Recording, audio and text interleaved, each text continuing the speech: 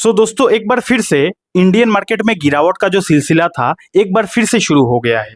अगर आप Indian market का लास्ट एक 1 वीक का परफॉर्मेंस देखोगे तो लास्ट हफ्ता इंडियन मार्केट में मोटा मोटी 2% गिरावट हो चुकी है। और अगर आप इंडेक्स वाइज परफॉर्मेंस देखोगे तो हर एक इंडेक्स का जो हाल है एकदम बेहाल हो गया है। चाहे निफ्टी नेक्स्ट 50 ले लो, चाहे मिड कैप ले लो, चाहे स्मॉल कैप ले लो, सेक्टोरल इंडेक्स देखोगे यानी कि आईटी इंडेक्स देखो, फाइनेंशियल इंडेक्स देखो, मेटल इंडेक्स देखो, फार्मा इंडेक्स देखो, हर एक इंडेक्स आपको लाल कलर में देखने को मिलेगा। ठीक है, स्पेशली आईटी सेक्टर ने तो एकदम दम ही तोड़ दिया है कुछ दिनों से।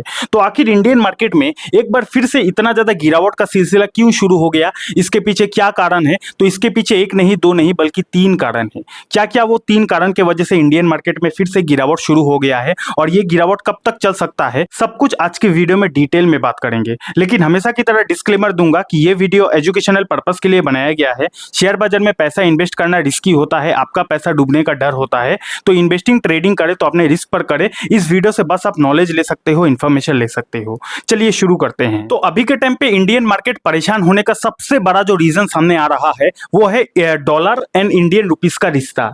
इंडियन रुपीस के कंपैरिजन में डॉलर का जो वैल्यू है लगातार बढ़ते ही जा रहा है और बद से बदतर होते ही जा रहा है। ठीक 2 दिन पहले मैंने मार्केट न्यूज का वीडियो बनाया था, तब मैंने आपको दिखाया था कि डॉलर का जो वैल्यू है 88 पहुंच गया है, लेकिन अभी के टाइम पे मोटा मोटी 89 तक भी पहुंचने वाला है। इतना तेजी से ये इसका जो रफ्तार है बढ़ते ही जा रहा है। अब डॉलर का वैल्यू बढ़ने की वजह से इससे क्या हो रहा है कि एफआईएस का जो इनफ्लो है, इंडियन मार्केट में जो एफआईएस इन्वेस्टमेंट करेगा उनको वो कॉन्फिडेंस नहीं मिल रहा है। ऐसा इसीलिए क्योंकि जितना ज्यादा डॉलर का वैल्यू बढ़ेगा यानी कि इंडियन रुपीस के कंपैरिजन में जितना ज्यादा डॉलर का वैल्यू बढ़ेगा उतना ज्यादा दिक्कत होगा, उतना ज्यादा लॉस होगा एफआईएस को। क्योंकि मान के चलते हैं आज से कुछ साल पहले जब $1 का वैल्यू इंडियन रुपीस में 80 रुपया था, उस समय एफआईएस ने जो इन्वेस्टमेंट किया था 80 रुपया के भाव पे, आज उसी चीज का वैल्यू 88 89 तक पहुंच गया है। तो अब जब एफआईएस अगर इंडियन मार्केट से पैसा निकालेगा तो उनको बहुत बड़ा नुकसान हो जाएगा। क्योंकि जब उन्होंने इंडियन मार्केट में इन्वेस्टमेंट किया था उस समय $1 का वैल्यू था 80 रुपया,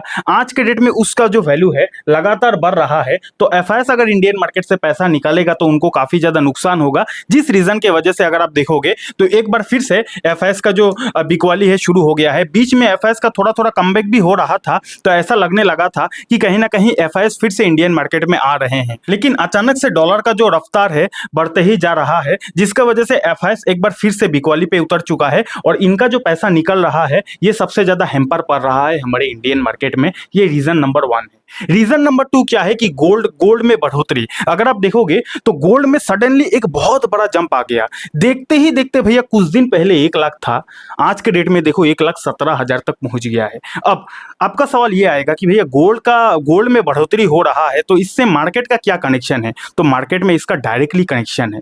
ऐसा इसलिए बोल रहा हूं कि मान के चलते हैं इस पूरे धरती पर 1,000 करोड़ रुपया है। ध्यान से समझना, मान के चलते हैं पूरे धरती पर 1,000 करोड़ रुपया है, जिसमें 1,000 करोड़ में से 500 करोड़ गोल्ड में इन्वेस्ट किया हुआ है और बाकी का 500 करोड़ स्टॉक मार्केट में इन्वेस्टमेंट किया हुआ है।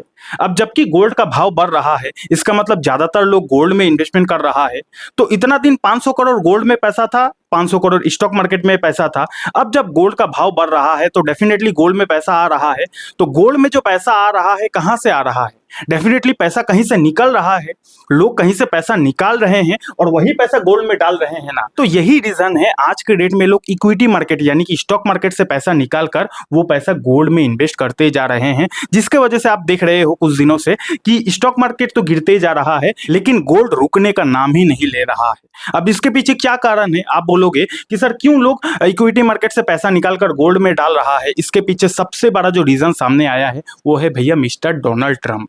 डोनाल्ड ट्रंप के आने के बाद शेयर बाजार हो या फिर पूरी दुनिया हो, इतना ज्यादा अनसर्टेनिटी बढ़ गया है, इतना ज्यादा लोगों के अंदर डर बढ़ गया है। लोगों को ऐसा लग रहा है कि डोनाल्ड ट्रंप के कार्यकाल में कभी भी कुछ भी गलत हो सकता है, जिसके वजह से लोग पहले ही अपने पैसों को प्रोटेक्ट करना चाहता है और इसके वजह से इक्विटी मार्केट से लगातार पैसा निकलते ही जा रहा है। समझ रहे हो कि नहीं? रिसेंटली ट्रंप का एक भाषण था, उन्होंने फिर से इंडिया को टारगेट करके बहुत कुछ बोला। क्या बोला है यहाँ पे आप देख सकते हो।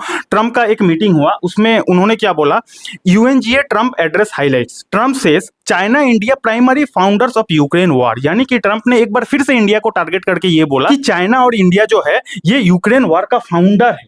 यानी कि आपको पता होगा बहुत सालों से रशिया और यूक्रेन के बीच वार चल रहा है, युद्ध चल रहा है। अब ट्रंप ने ऐसा कह दिया कि ये जो वार चल रहा है, इस वार में इंडिया और चाइना इनडायरेक्टली रशिया को फंड दे रहा है, पैसा दे रहा है। यानी कि उनका कहने का मतलब ये है कि इंडिया जो रशिया से ऑयल खरीद रहा है, जिससे रशिया के पास पैसा जा रहा है, और उसी पैसों से रशिया और यूक्रेन के बीच वार हो रहा है, ऐसा ट्रंप का कहना है। ठीक 1-2 दिन पहले का कहानी है। तो इस तरीके से ट्रंप बार बार इंडिया को टारगेट करने की कोशिश कर रहा है, जिसके वजह से इंडियन मार्केट पूरी तरीके से डिसबैलेंस हो चुका है। अब इतना ज्यादा अगर अनसर्टेनिटी रहेगा तो बड़ा इन्वेस्टर क्यों पैसा लगाएगा? आप ही बोलो। मार्केट में अगर इतना ज्यादा अनसर्टेनिटी रहेगा, हर 2 दिन के बाद ट्रंप अगर कुछ ना कुछ टारगेट करके इंडिया को बोलेगा, तो बड़ा इन्वेस्टर, बड़ा पैसा इंडिया में आएगा, इसका चांसेस काफी ज्यादा कम हो गया है। पहला रीजन ये है। दूसरा रीजन क्या है? रिसेंटली पावेल जी का भी स्पीच था। अब उन्होंने अपनी स्पीच पर कुछ ऐसा बातें बोल दिया जिस बात के वजह से एक बार फिर से मार्केट के लिए जो परेशानी है फिर से बढ़ गया है। आपको पता होगा कुछ समय पहले अमेरिका में बहुत समय के बाद रेट कट हुआ।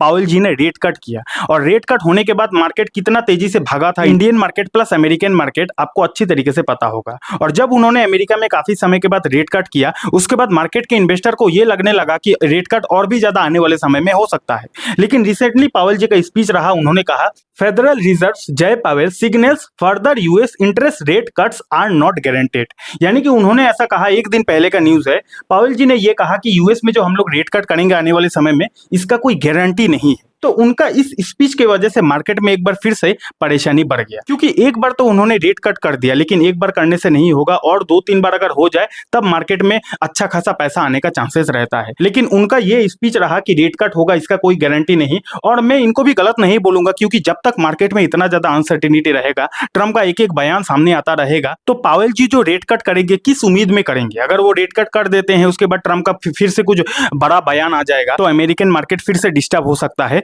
जिसके वजह से पावेल जी ने साफ साफ कह दिया कि रेट कट होगा, इसका कोई भी गारंटी नहीं है। ठीक है। उसके बाद आपको पता होगा कि रिसेंटली डोनाल्ड ट्रंप ने H-1B वीजा को लेकर एक अजीब फैसला लिया, जिस फैसले की वजह से पूरा का पूरा आईटी सेक्टर डगमगा गया है। H-1B वीजा क्या होता है, लास्ट वीडियो में मैंने आपको समझाया था। अगर किसी को अमेरिका में जाके जॉब वगैरह करना है टेक्नोलॉजी सेक्टर में, तो उनको H-1B वीजा बनाना पड़ता है। अब ये जो H-1B वीजा बनाना पड़ता है, इसके लिए पहले का जो रेट था अमेरिका में, वो $2 से 3 हजार डॉलर में H-1B वीजा बन जाता था। लेकिन रिसेंटली डोनाल्ड ट्रंप ने ये कह दिया कि भैया आप 2 से 3 हजार नहीं, बल्कि 1 लाख डॉलर देना पड़ेगा, तभी आप अमेरिका में H-1B वीजा बना पाओगे। तो इससे क्या हुआ कि हमारे इंडियन आईटी सेक्टर में काफी ज्यादा प्रॉब्लम क्रिएट हो गया, क्योंकि इंडिया का जो आईटी कंपनी है अमेरिका में बिजनेस करती है, तो ज्यादातर इंडियंस को ही हायर करती है। अब अगर वो लोग इंडियंस को हायर करेगी, तो हर एक एम्प्लॉय के पीछे $1 लाख रुपया इन्वेस्ट करना पड़ेगा, तभी उनको H-1B वीजा मिलेगा, और तभी इंडियंस जो है अमेरिका में नौकरी कर पाएगा। जिसकी वजह से इंडिया का जो आईटी सेक्टर है काफी ज्यादा डरा हुआ है। ठीक है। तो इस तरीके का एक के बाद एक अगर मार्केट में अनसर्टेनिटी रहेगा, तो इंडियन मार्केट कहां से खुशियां मनाएगा? उसके बाद इंडिया यूएस ट्रेड डील से रिलेटेड खाली ऊपर से खबर आ रहा है कि पॉजिटिव है, सब कुछ पॉजिटिव है, लेकिन एक्चुअल फील्ड में अभी तक कुछ पॉजिटिव हुआ नहीं है। कहने का मतलब यह है कि बहुत दिनों से खबर आ रहा है कि इंडिया और यूएस के बीच जो ट्रेड डील है पॉजिटिव दिशा में जा रहा है, लेकिन इसका एक्शन नहीं दिख रहा है, कोई ऑफिशियल खबर नहीं आ रहा है। और मार्केट के इन्वेस्टर को ऑफिशियल खबर चाहिए, एक्शन मार्केट में दिखना चाहिए, जो चीज मार्केट के इन्वेस्टर को नहीं दिख रहा है, और इसके वजह से इंडियन मार्केट काफी दिनों से परेशान हो गया है। ठीक है। तो कुल मिलाकर इस वीडियो का कंक्लूजन यही है। एक बात तो मैं आपको पहले ही बता दूं, कुछ लोग अभी कमेंट करेगा कि कुछ 2 दिन पहले मैं पॉजिटिव बोल रहा था, आज फिर से मार्केट के बारे में नेगेटिव बोल रहा हूं। तो भैया मैं कुछ भी बोलता नहीं हूं, जो भी मार्केट में खबर चलता है वही चीज आप लोगों के साथ शेयर करता हूं। आज अगर डोनाल्ड ट्रंप की तरफ से कुछ पॉजिटिव खबर आता है, तो मैं अपने चैनल पर पॉजिटिव खबर ही कवर करूंगा। कल फिर से अगर डोनाल्ड ट्रंप की तरफ से कुछ नेगेटिव खबर आ जाता है, तो मैं अपने चैनल पर नेगेटिव खबर ही ना कवर करूंगा। तो कुछ लोग है जो लोग कमेंट करेगा कि 2 दिन पहले पॉजिटिव बोल रहा था, आज फिर से नेगेटिव। तो भैया मेरे को बोलने से पहले आप डोनाल्ड ट्रंप को जाकर बोलो, वो आज कुछ पॉजिटिव बोलते हैं, कल फिर से पलट जाते हैं, कल फिर से नेगेटिव बोलते हैं, तो इसमें मेरा क्या गलती? मेरा काम है आप लोगों को न्यूज पहुंचाना,